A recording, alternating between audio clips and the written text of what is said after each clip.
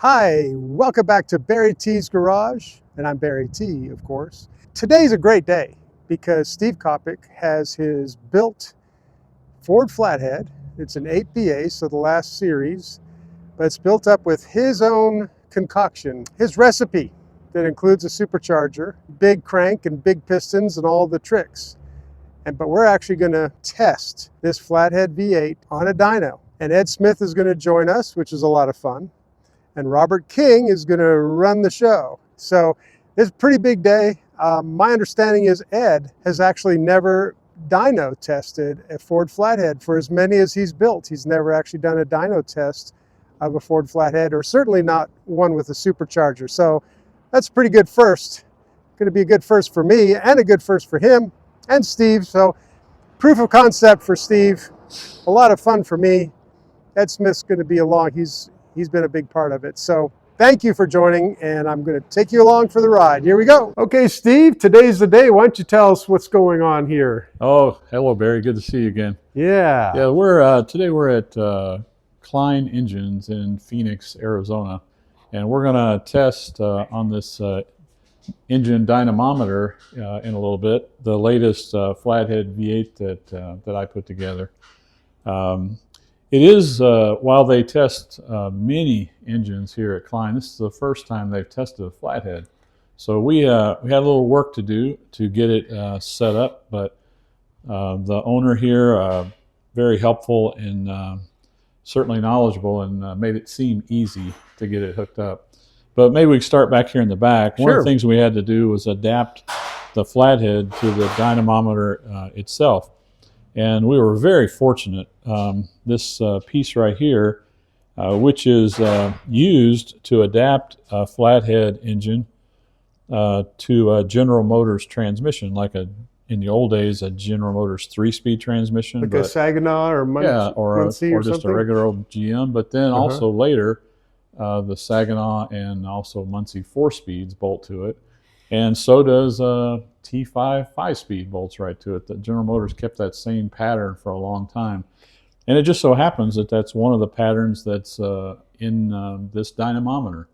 So this made it really easy to adapt the engine to the dynamometer. And while this is an 8BA style engine, this adapter plate, the bolt pattern is the same for the 8BA and actually the Series 1 and 2 engines as well. So I'm optimistic that when it comes time to test I have a 59 AB engine that I'm putting together now that I plan to bring down, that we'll be able to use the same adapter for that as well. Mm-hmm. We also had to make some headers. Really? These are custom made for today? Yeah, just for today and just for the Flathead, and I think they're beautiful. They are. I'm not sure the name of the person that made them or the company, but I think they're just outstanding quality. So as you remember, there's only 3 exhaust ports, even though this is a V8, and that's because the center 2 cylinders share the same exhaust port. Right. There's some connections here. These are exhaust gas temperature probes, so we can measure the exhaust gas temperatures. Now on a Flathead, that's a little different setup than maybe a traditional overhead valve, because as we know, the exhaust port goes through the block and is cooled somewhat, but we're still going to measure that. The rest of the connections are pretty standard for an engine test. This would be the oil pressure sensor for the engine. Okay. Throttle here, and then fuel connection over there. All right. Then our friend Ed Smith made these manifolds because there's 2 water outlets and 2 water inlets. Oh, right. There's plumbing here too. Yeah. They're tied together, and then the dynamometer equipment supplies the cooling water for the engine. The water pumps are hooked up, but the water supply and the cooling for the water is supplied by the engine dynamometer. Okay, and that's pretty typical, isn't it, on these? Yeah, it's just you had to modify specifically for the Flathead V8. Yeah, that's right. The real unique things are, of course, adapting to the engine and these headers. The rest of it's pretty standard for for a test. It's just how to figure out from engine to engine where to hook things up and make it all work. Yeah. They're pros at that. How many times have you used a dyno in your work? I've only used them a few times, but I've seen it done numerous times. I've been around people that have had their engines tested. A good friend of mine, he's not in Phoenix anymore, but he had an engine dynamometer and built engines, and I was over there watching and helping and learning from him for quite a while. Okay, interesting. Well, this is really going to be exciting to see this. Now, as far as we know, this is a unique configuration that hasn't really been put on the street before. Is that correct? Well, I don't know that it would be all that unique. It's, okay. This, of course, my supercharger kit and all is patterned after Joe Abbin's kit that he developed 30 years ago. So there's probably been quite a few engines similar to this one that have been built in the past.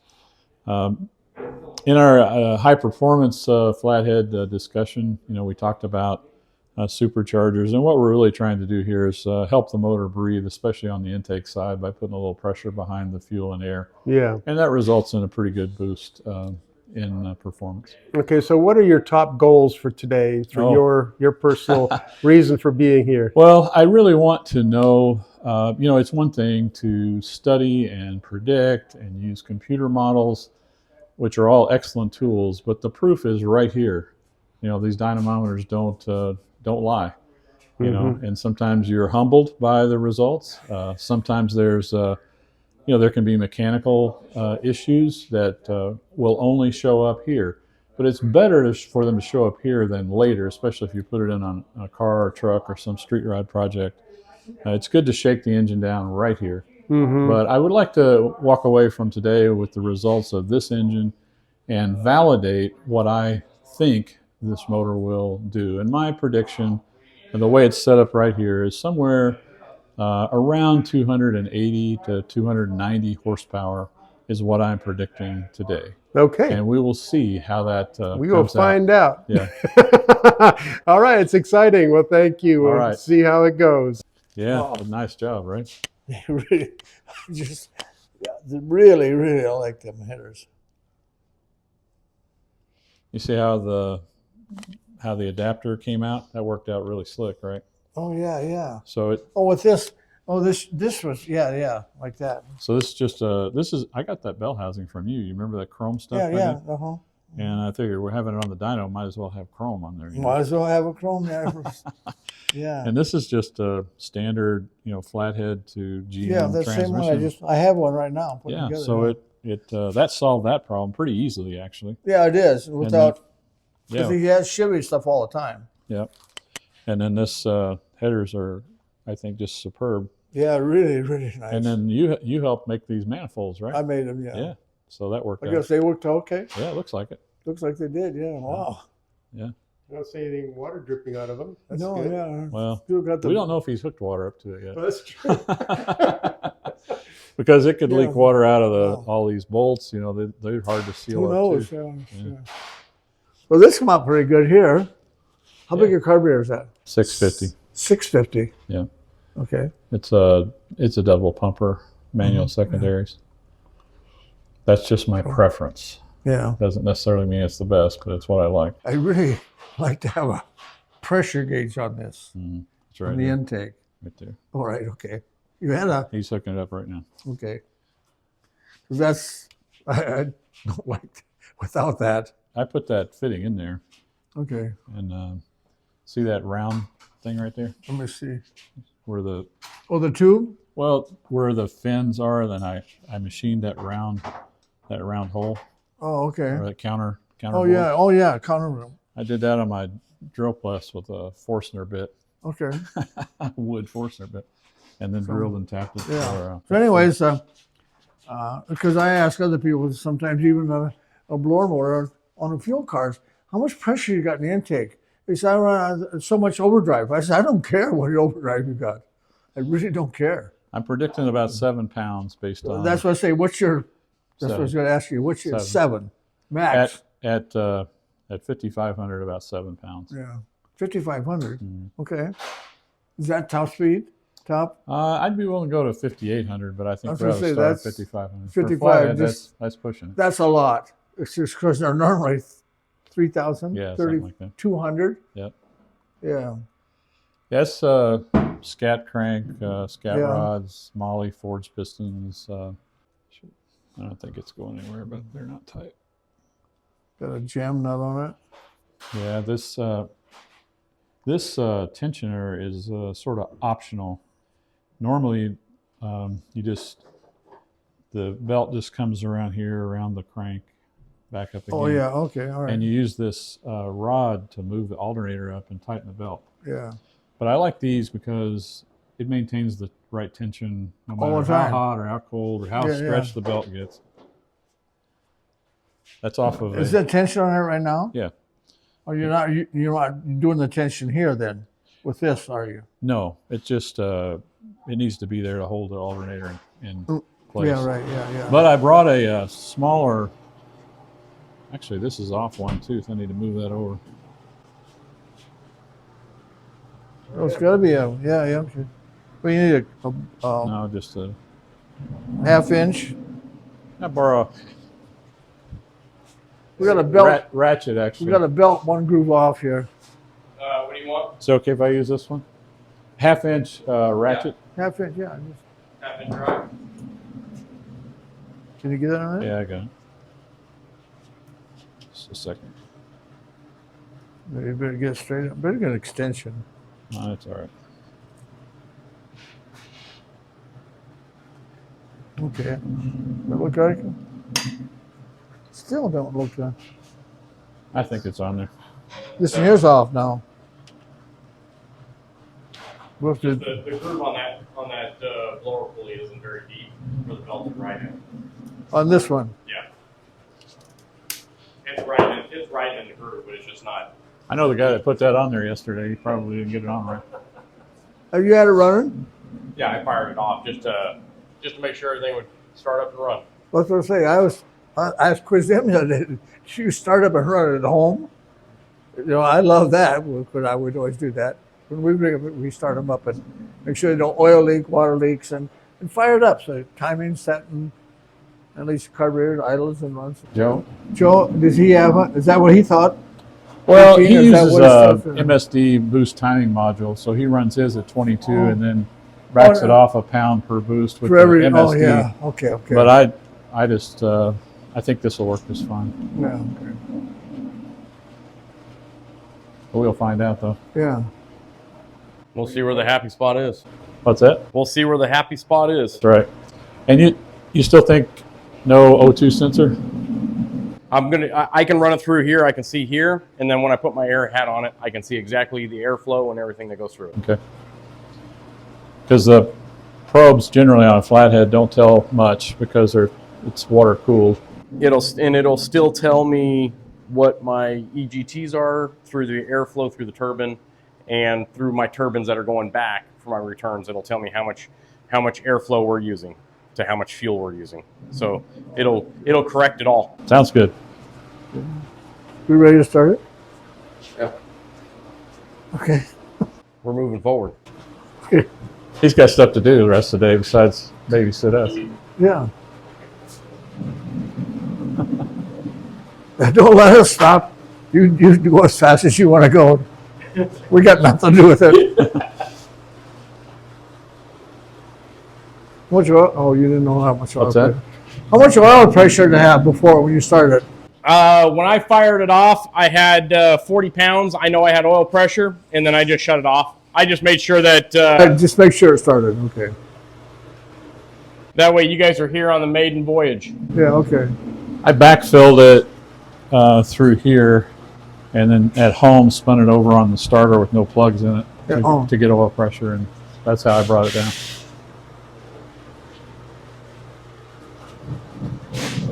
That's a Mercury pan. You probably know that. Yeah. So it's got the baffle in it. It does. See, I learned that. You did I just did all one. the tricks. I put one pan on that one from Sholo. I put that together the other day, and I had a Fuel pump.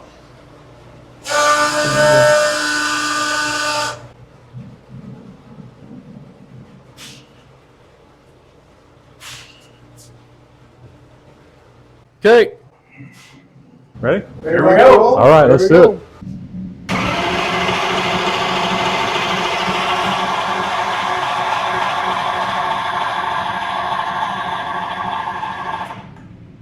Just to make sure we got oil pressure.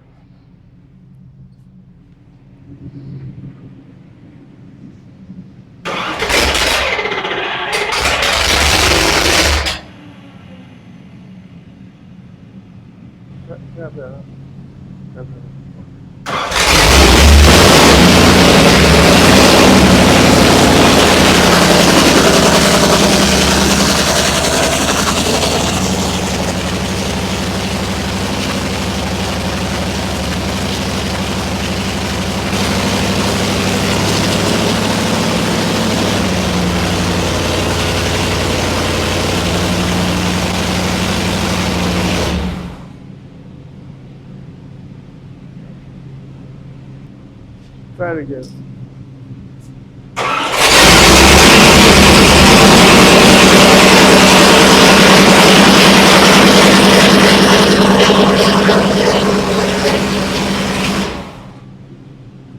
That's Ed's weld. The weld guy. The weld guy. What's the weld guy? Hey, the distributor stayed in. Black, you got markers? Yeah. White marker? Tool right back there. And right here. Okay. You could have got yourself a bath. What the hell is the other one? I got it right there.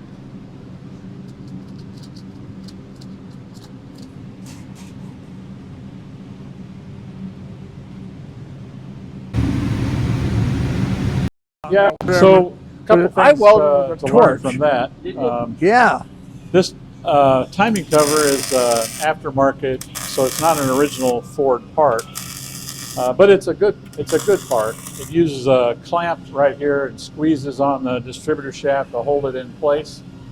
But the standard Ford hold down is over on the cylinder head, and it would bolt right here, and it's like almost like a crow's foot that holds the distributor both in the motor and keeps it from turning.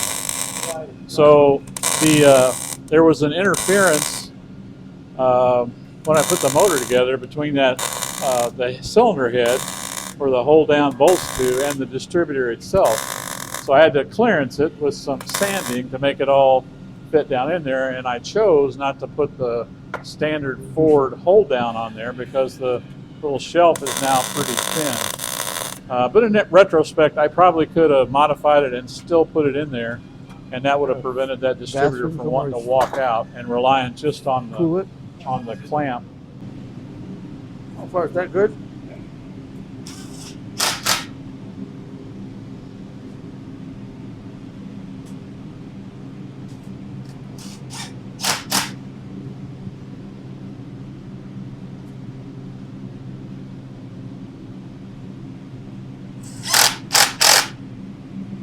Okay, more water now.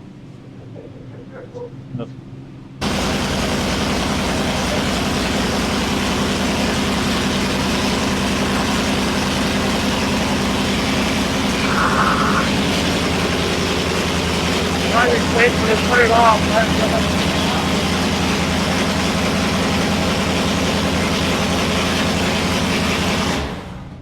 Yeah, if he loosens it, it's going to throw it right out of there.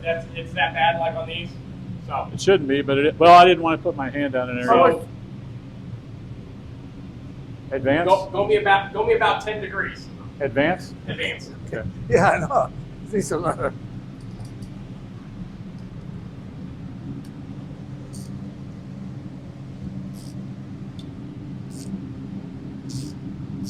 Okay. If we went to my truck right now, Yeah. I brought very few spare parts, but I brought an extra distributor, I brought extra plug wires, and I brought extra spark plugs. I didn't bring any mechanical pieces, Yeah. but I figured if anything, you can have a bad module, you can have a bad coil. I wasn't predicting this problem though. Yeah, that hold down situation. Well, he's got this on the choke. Let's wind that choke off there. Look at that choke. You don't need that. Look at the choke on there.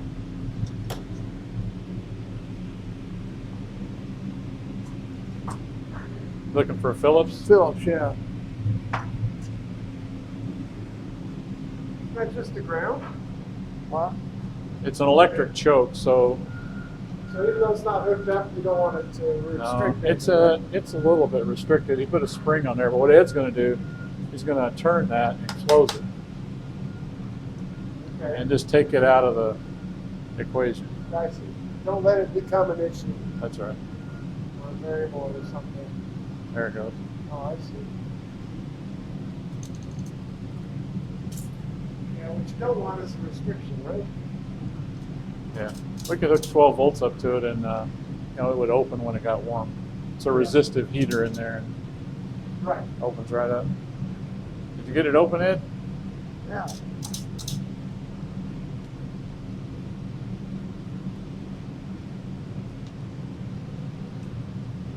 Just turn, give it a half turn. Now it's pressure open.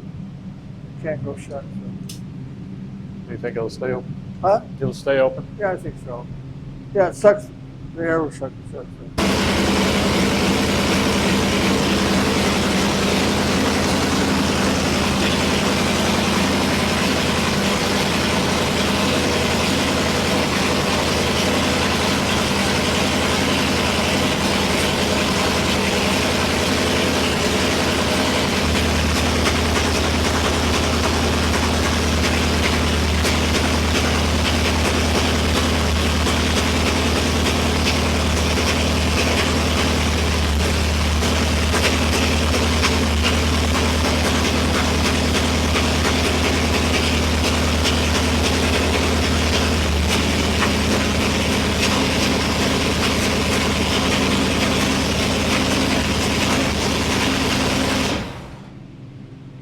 Can't find the mark? Huh? Right there it is. Can I idle it down a little bit? Yeah, no, I will. I was just trying to look for a period and see if we can. Yeah. I think advance comes in pretty quick on that distributor. You see, you got a black marker? Marker on here. Watch your hands, Ed. Yeah, just leave right there. We're good. We're good, Ed.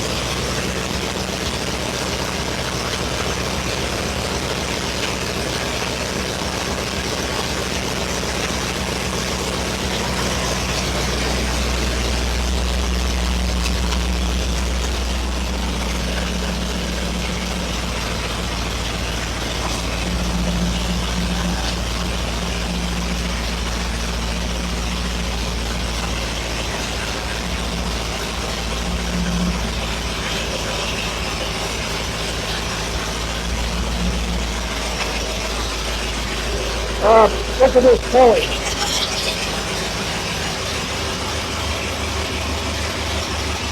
I can fix it, but I have to move that. There's shims behind it. We can try it, but it may come off.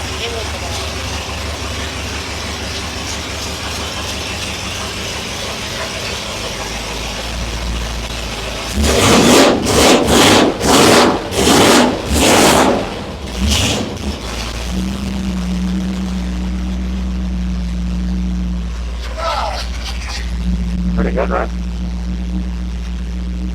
Yeah, all right. I'm going to try something. But that's the subject will not. What's that? Yeah, the blower doesn't get efficient until you get it off in the range. Perfect. Otherwise, it'd make boost at idle.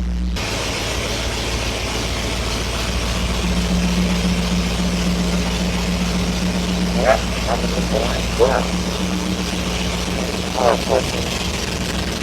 If it gets broken in, or do you need to do anything to break it? I'm not an expert, but I think it does.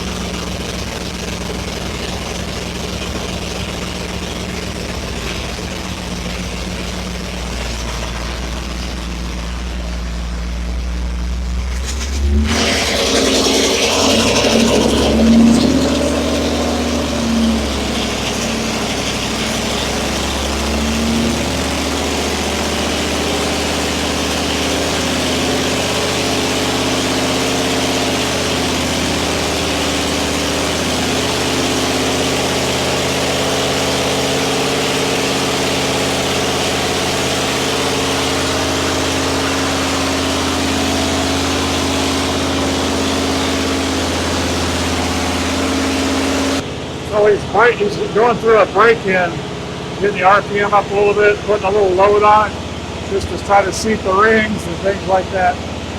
I don't know how long he'll do it that way, but for a while.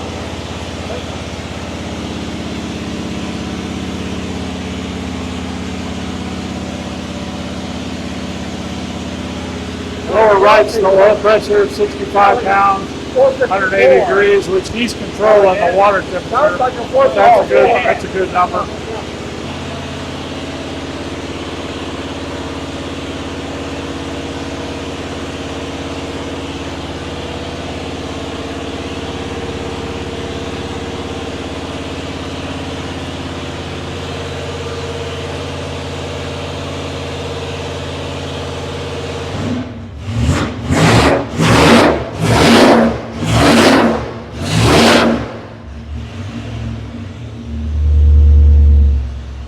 So what RPM you going to stop it at?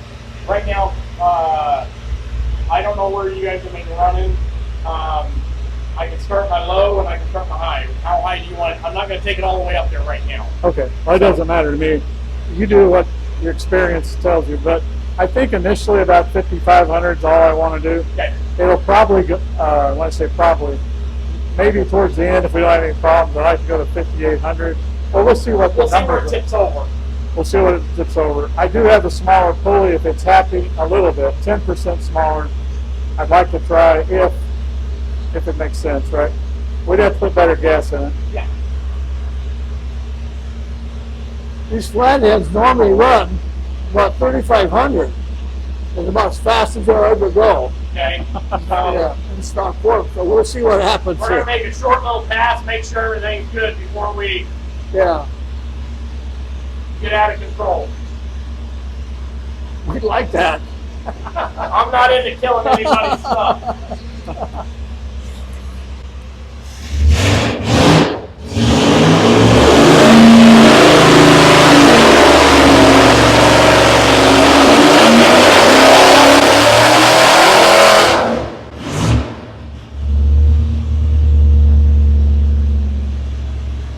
It went up there pretty easy.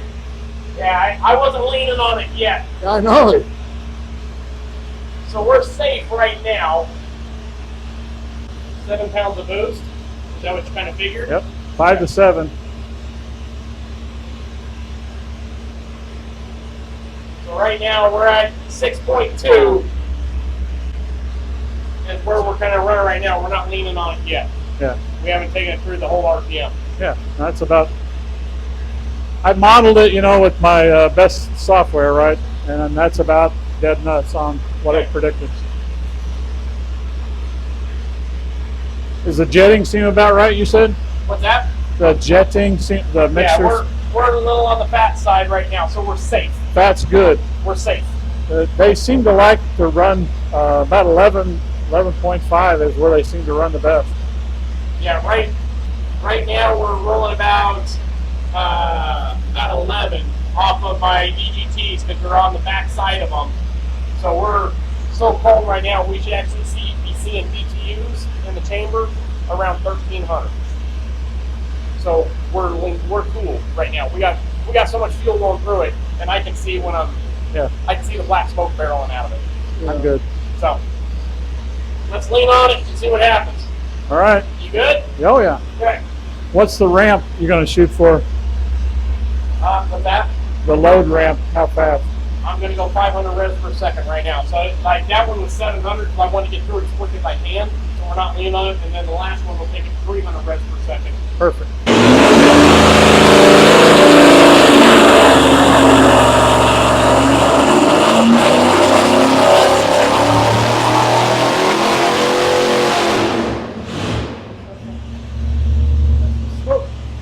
That's fuel. Yeah.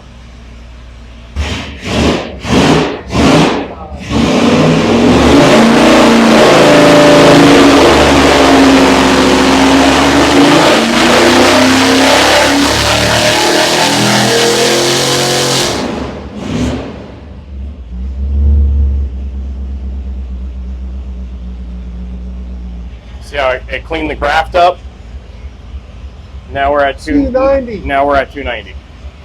What I just say, right before you go through the pull. So right, 290 plus 95. it needed, so we're overlay. Our overlay from the last one, just by changing the timing. See how it has that big the loops in it? So we're trying to get those out so it kind of cleans up the graft. Did a lot, didn't it? Yeah. Just a little bit of timing. Yeah. It's just a motor going on. Huh. So 290 corrected? Yep. 290 corrected, uncorrected, we are 268. So That's at 5,200, right? that's at 5,200. We can go higher now because it's still trying to climb a little bit. So it's up to you. I just listen to you, however you want to go. I'd like to take it to 5,500 and see. Yeah.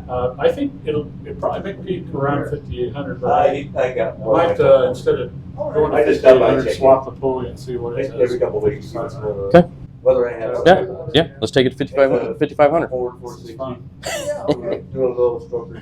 Sure sounds pretty good to me anyway. Yeah, no, it even by adding the timing to it, it actually cleaned up the RPM. Does it need any more timing? Or is that about right? I'm going to pull a different plug out before we get too far and just double check it. That might be more now. It might.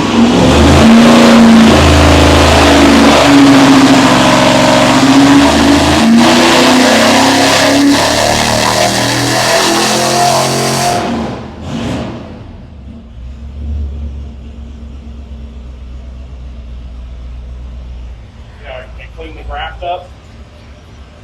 Now we're at 290. Now we're at 290. See where the stripe is now? Is that more where you want it? Yeah. We want to be optimum is right there at the 90, but we're being conservative with the lower on it, and we're just above the 90. So timing's where it needs to be now. Very nice. We really don't know where the timing is, though, right? We really don't know where the timing is, though, right? No. I just know where it's at and where the engine says it likes it. That's what, without verifying it and doing it backwards, you don't know exactly. But I'm telling you what the engine wants. Well, we're in the ballpark. All right, Okay. let's do it.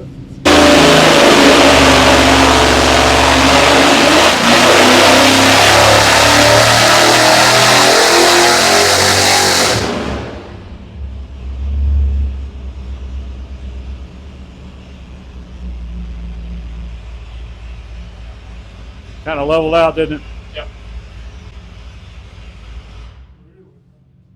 So it repeated itself, 290, but it just, Yeah, that's all at once, right? that's all it wants. Good. So So 5,000, 50, what, 200-ish right in there? yeah, 5,200. Got time for me to swap that pulley? Yeah.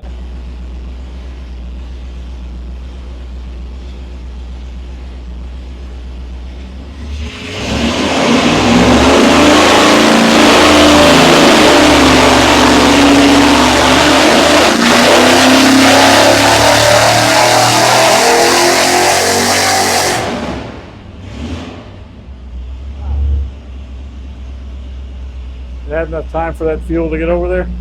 The new fuel? Yeah, I had it all drained out. As soon as I fire it up, it'll get the fuel to it.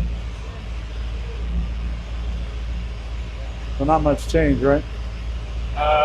10 horsepower is what it was.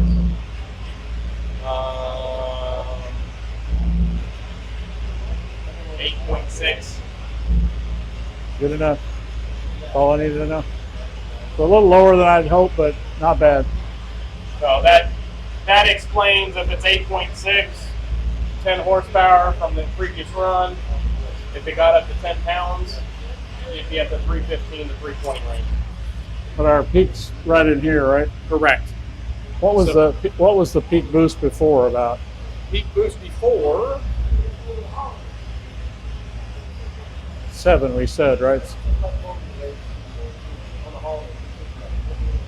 so at 5,200, we're at, say, 8 pounds of boost.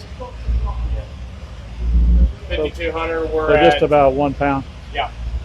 I would have thought it'd been a little more than that, but that told me what I needed. I think that's good enough. Okay. So it starts up easy. Pretty cool, right? That's nice. 300. Or I was hoping. ish, right? Somehow. Ish, right? Ish. If you're rounding. Just a little Yeah, I would tell you 100%. We're at 300.0000. At 5,300. Yeah. 50, okay. 5,300. Is that your last pull? Mhm. Go I take think your so. black marker Mhm. and mark that silver head of the timing. Right now. Oh, before you take the On the distributor out. distributor. Yeah. Yeah, just mark it so you reference. So I know where it's at. No, it's But we're still a little conservative on timing, but we're not going to kill it. Yeah, no, that's good. So here's last night. Yeah. I sent my dad this prediction. That was with the first pulley. Mm-hmm. 295 plus or minus 15, 5%. So, and Pretty that's the dead thing. nuts. It's all calculated numbers is what it comes down Yeah. to. Cubic inch, stroke, how much air you can get in the chambers. And It fuel. all calculates out. So, yeah, you're 300 horsepower and 322 foot-pounds of torque. Yeah, Barry and I were talking a little bit earlier. This is the same basic design that came out in 1932 with 65 horsepower. So we're almost 5 times what it started with. That's pretty impressive, I think. Mm-hmm. That is very impressive. You always let the customer make their own problems. It's a quote for the day. I've never dynoed a Flathead Ford before, but that Ford motor has a lot of stuff in it.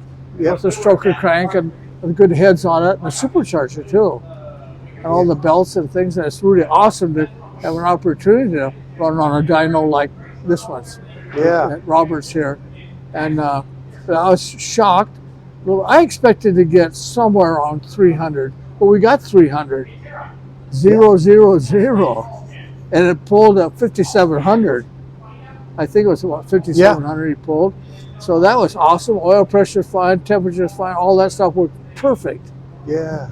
But even though it's so exciting in my lifetime to see something like this and have something to do with it and make a pull like that. Yeah.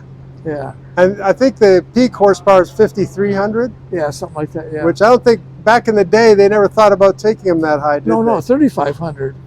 Yeah. Yeah, 3,000 was about the max the Flathead would ever go. You know, without but whoever somebody built the headers and stuff on it was all super, and that's all helped. All that helped to get the horsepower out of it. Right. Instead of a little cast iron header and things like that. That's We pretty. still cool. have those two pipes, two exhausts going through the same pipe, the Right. center one.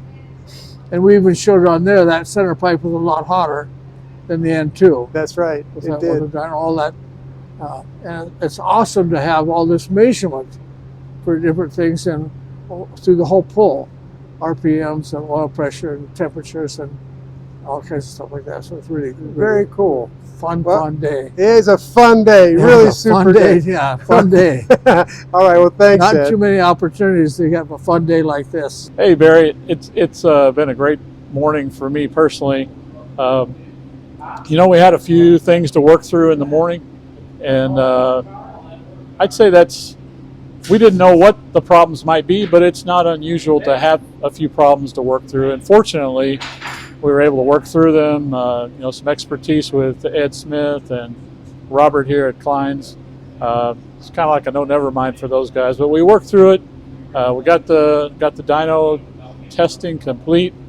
Was going in hoping, well, maybe not hoping. I have engine software that I used to pick the parts that went into this motor, and the prediction was from me right around 295 horsepower, and we ended up at 290. So I think the prediction worked well. The parts that were chosen worked well together. The motor ran great. Good oil pressure. Good plugs looked good when Robert read them, and 290 horsepower out of a Flathead is pretty good. Or 200, yeah, 290. I brought a smaller blower pulley, and so we stepped up just a little bit, about an additional 10% overdriven on the supercharger, and we ended up there right at 300 horsepower at 5,300. And that's as far as I wanted to take it today. I mean, we probably could have tried a little more boost, but there's a point of diminishing returns, and I felt like we were there.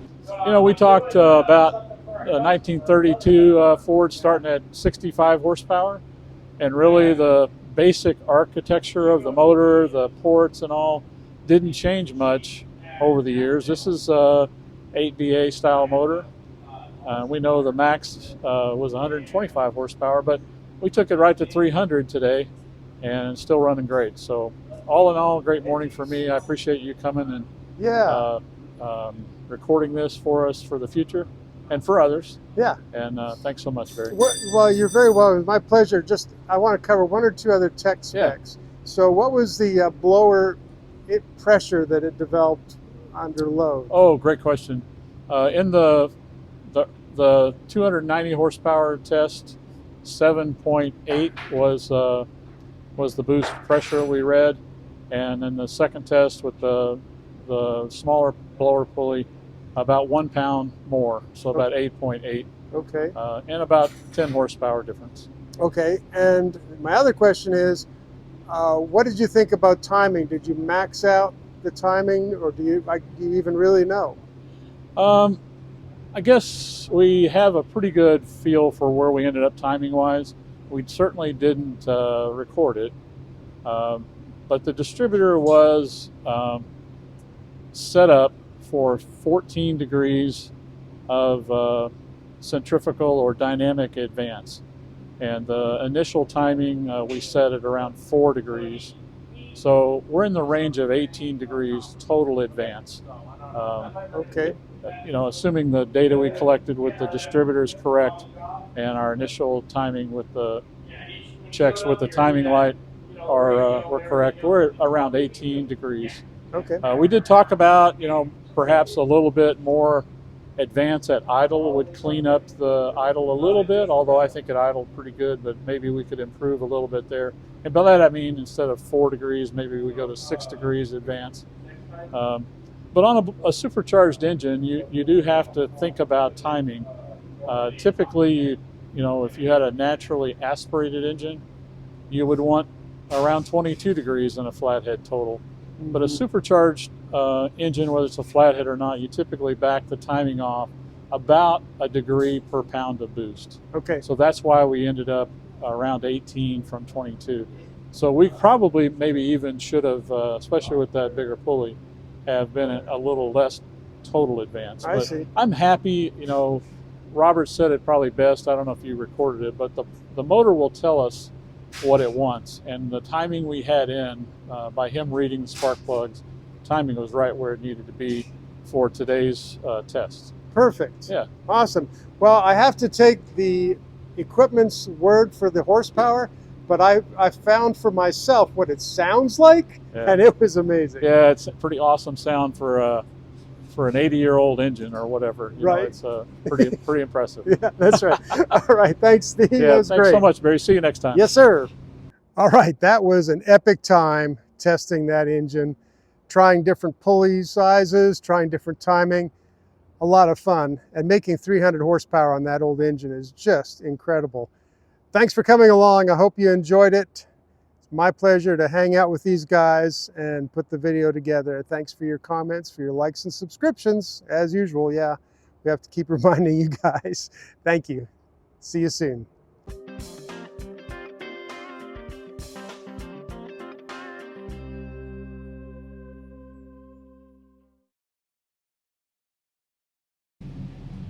Look at that, it's hilarious. It's that's actually kind of funny to me. What, just from them hand cranking? Yeah, from them hand cranking it showing up there, it's kind of fun.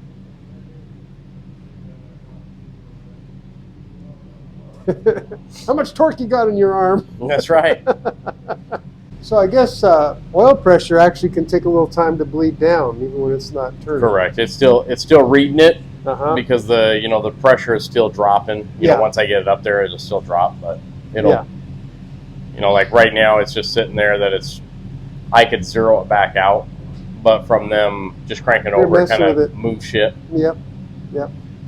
Do you do anything to the water system as far as warming it, cooling it, or how you supply So it? the big water tank in the back is obviously the one on the back side of the dyno. That's my radiator. Uh-huh. That white tank that stands up. Right. Okay. So, and then it has a valve at the bottom that it'll frequently pull in to keep the temperatures consistent on the dyno. So that way you don't have, because you can have where the water temperature goes up and it will give you a different horsepower number. Sure. So that's why it keeps it consistent within a parameter, so that way you can keep making pass after pass. And Right, because I've noticed before, maybe it was on the one we did with you, but maybe not. But when a thermostat opens and closes, you can actually see a little difference, right? The temperature will go up Yeah. and down.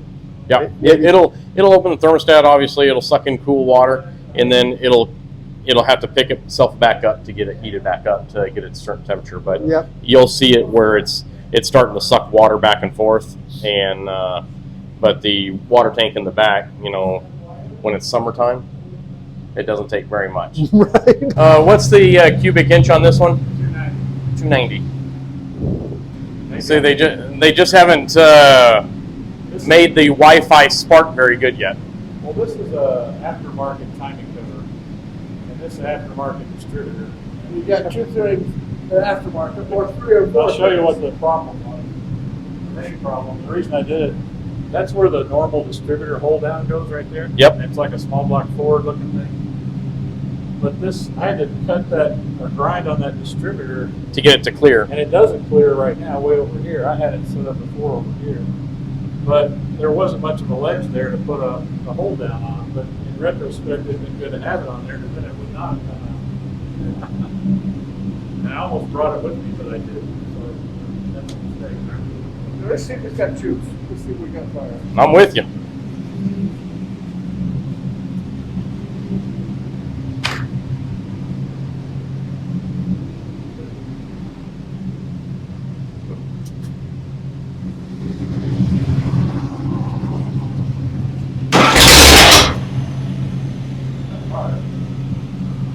Probably retarded. I think it's retarded a lot. It is. It's laboring, so we need to put some advance in it.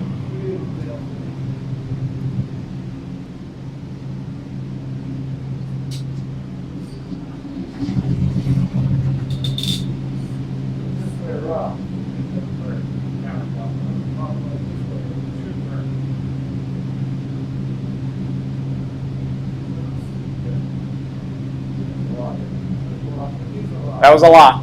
It is a lot.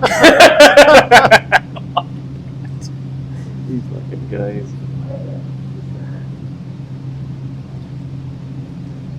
All right.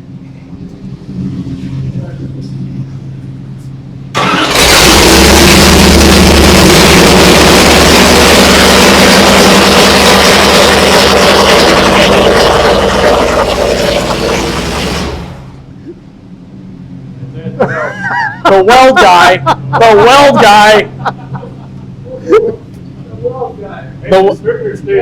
You got markers? Yeah. Right back there. Right here. Yes. Hey, I can see where they're coming out at right here. I know. On the other one over there too. Like that right there. I asked Robert earlier. He said no leaks in the. He says, "Well, we hadn't pressurized it yet." Give me a second. I got to do some detail work. Do what you want.